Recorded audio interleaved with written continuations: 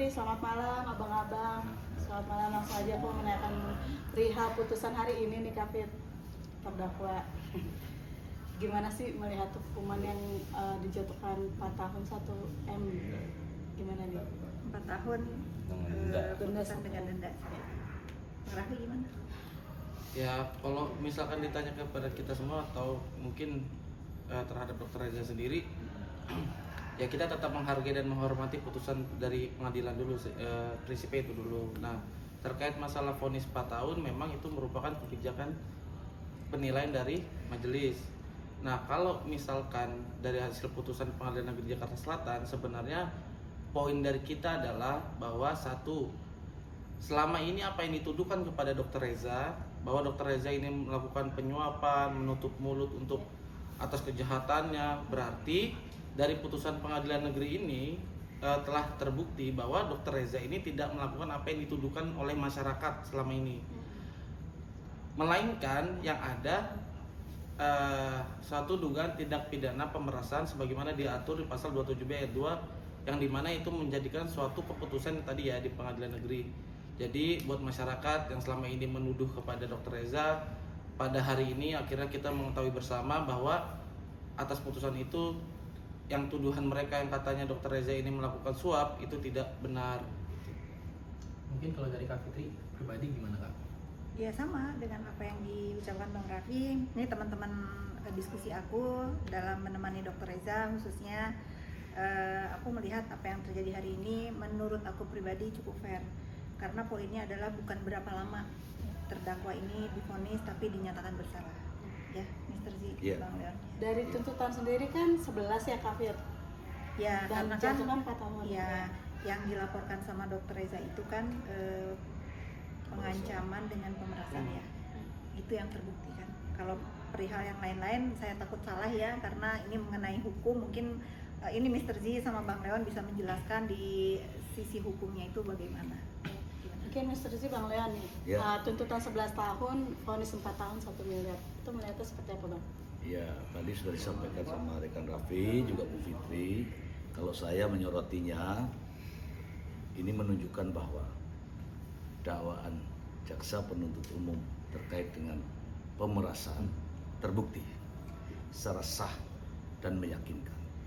Yang kedua adalah terkait statement adanya kesepakatan, adanya endorse, adanya perjanjian bisnis, itu jelas menyesatkan. Dibuktikan dengan putusan hakim, yaitu secara sah dan meyakinkan adanya pemerasan. Walaupun hukumannya lebih dari setengah ya, kurang dari setengah gitu loh. Saya tidak melihat dari situ. Saya hanya membaca dari secara sah dan meyakinkan terbukti bersalah melakukan tindak pidana pemerasan. Terkait dengan vonis nih ya Bang, kita ini Bang Leon, silakan. Oke. Jadi teman-teman, yang pertama, putusan hari ini meskipun belum berkekuatan hukum tetap, masih putusan tingkat pertama, masih terbuka upaya hukum banding, tetapi setidaknya melalui putusan ini kemudian terbantahkan kalau selama ini kan ada semacam penggiringan opini bahwa perkara ini perkara pencemaran, dan ternyata putusan hakim hari ini tegas menyebutkan bahwa si terdakwa ini terbukti bersalah secara sah dan meyakinkan melakukan tindak pidana pemerasan sebagaimana dimaksud dalam Undang-Undang ITE dakwaan pertama ke-1. Kemudian yang kedua, berkaitan dengan tuntutan 11 tahun kemudian diputus 4 tahun, itu adalah hal yang lumrah. Karena apa? Dalam tuntutan, perbuatan yang terbukti itu kan ada 2, pemerasan dan TPPU pasal 3-nya. Ternyata majelis hakim kan berpendapat lain. Dugaan tindak pidana pencucian uangnya dianggap tidak terbukti karena unsur menyamarkan atau menyembunyikannya itu dianggap tidak terbukti. Nah, dengan tidak terbuktinya dakwaan kedua itu otomatis ancaman pidananya kan berkurang. Kalau kita berkaca kepada ketuntutan itu, karena dia sebenarnya masuk kepada ranah konkursus realis, di situ ada perbarengan, sebenarnya kan ancaman pidana maksimalnya itu 20 tahun plus sepertiga dari 20 tahun, sehingga itu hal yang wajar dituntut 11. Nah kalau kemudian putusannya 4 tahun, ya wajar juga karena ancaman pidananya 6 tahun. Jadi kalau kita bandingkan antara putusannya 4 tahun dengan ancaman pidana maksimalnya 6 tahun, menurut saya ini udah cukup adil lah bagi pelapor maupun bagi terdakwa begitu. Bang, kalau secara hukum kan ini beliau nih mau mengajukan banding. Yes. Apakah banding ini akan meringankan dari tuntutan tersebut gitu dari terdakwa? Vonis. Oke. Tergantung apa mungkin analisis hukumnya gitu. Bagaimana caranya? Oke, jadi kalau kita melihat upaya hukum banding itu kan memang hak. Kita juga tidak tahu apakah jaksa penuntut umum nantinya akan mengajukan banding atau tidak. Karena kalau kita berbicara kebiasaan, kalau putusan itu di bawah 2/3 dari tuntutan kan biasanya jaksa akan mengajukan upaya hukum banding. Meskipun dalam beberapa kasus juga mereka tidak mengajukan upaya hukum banding. Tetapi secara hukum, menurut pendapat saya, menurut analisis saya ya, apa yang sudah diputuskan oleh majelis hari ini sudah merupakan yang adil lah bagi para pihak. Meskipun nanti dalam pengadilan tinggi, dalam upaya hukum banding seandainya diajukan banding, masih terbuka kemungkinan apakah itu akan lebih ringan atau apakah lebih berat. Itu sangat terbuka peluang itu. Karena hakim pengadilan tinggi pada tingkat banding itu punya kewenangan untuk itu. Seperti itu. Kafit, dari TPPU-nya sendiri kan tidak terbukti nih Kak. Nah, melihatnya gimana nih dari Kafit, merasa ada rasa kecewanya juga atau oh ya sudahlah mungkin dengan hukuman 4 tahun legowo saja menerima? Kenapa saya harus kecewa? Saya kan dari awal meyakini bahwa apa yang dilakukan terdakwa ini menurut saya dia tidak ada niat untuk memeras. Kalau tidak ada yang ngajarin, kalau tidak ada yang memberikan kekuatan, kalau tidak ada sindikat, ya dari awal saya kan ngomong begitu. Kalau sekarang dia terbukti dan seperti teman-teman bilang maksimalnya kan ancamannya 6 tahun. Kalau 4 tahun ini menurut saya itu udah berat banget, udah berat banget loh. Jadi saya nggak melihat dari jumlah dia divonis, saya melihat dia diputus bersalah aja itu udah menjadi catatan hidup buat dia. Karena itu yang paling dia takutin, dia menjadi narapidana untuk kasus kriminal. Apapun yang akan dia lakukan nanti, upaya-upaya hukum itu saya udah nggak mau ikut campur lagi. Saya juga merasa kalau Dr. Reza ini bukan orang jahat juga yang mau puas banget biar dia dihukum tinggi. Dr. Reza dan Dr. Mufid hanya membuktikan bahwa giringan opini masyarakat selama ini yang mengatakan bahwa ada kesepakatan dan dijebak dan lain-lain itu tidak terbukti. Yang terbukti adalah pemerasan dan pengancaman.